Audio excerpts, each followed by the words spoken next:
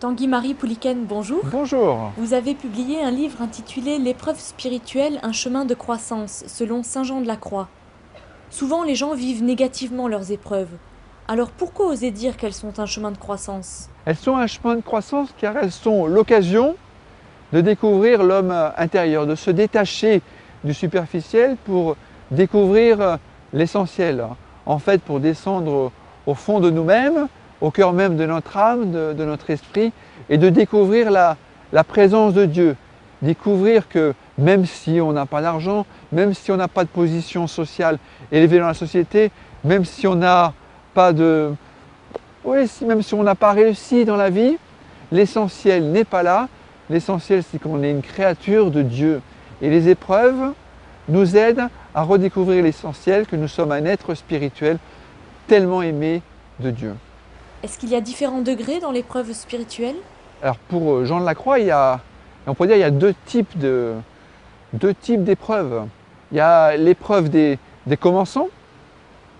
Il y a l'épreuve des commençants où il s'agit de ne plus s'attacher aux réalités créées, pas s'attacher à sa voiture, pas s'attacher à sa maison, car l'on sait combien la présence de Dieu transcende tout cela. Et ensuite, l'épreuve des persévérants, c'est l'épreuve qui nous invite à tout vivre par la foi, l'espérance et la charité.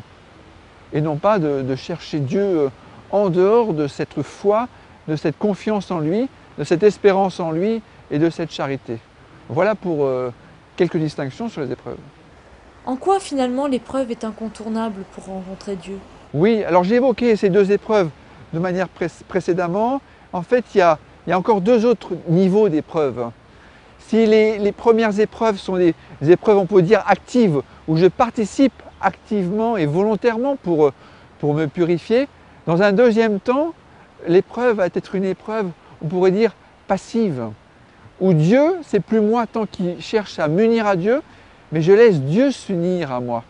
Et alors là, il va y avoir deux degrés dans l'épreuve où Dieu vient progressivement me donner le goût de lui en dehors de toute perception sensible. Et ça, il y a une forme d'abandon, d'oubli de soi et de laisser Dieu progressivement nous éprouver, nous passer au creuset, à savoir aller plus loin que nos sens. Et découvrir sa présence, son initiative, même si on ne le ressent plus. Même si on ne ressent plus son amour. Et plus profondément encore au cœur même de notre âme, de notre esprit, Dieu va se rendre présent alors même qu'on peut se croire abandonné par lui.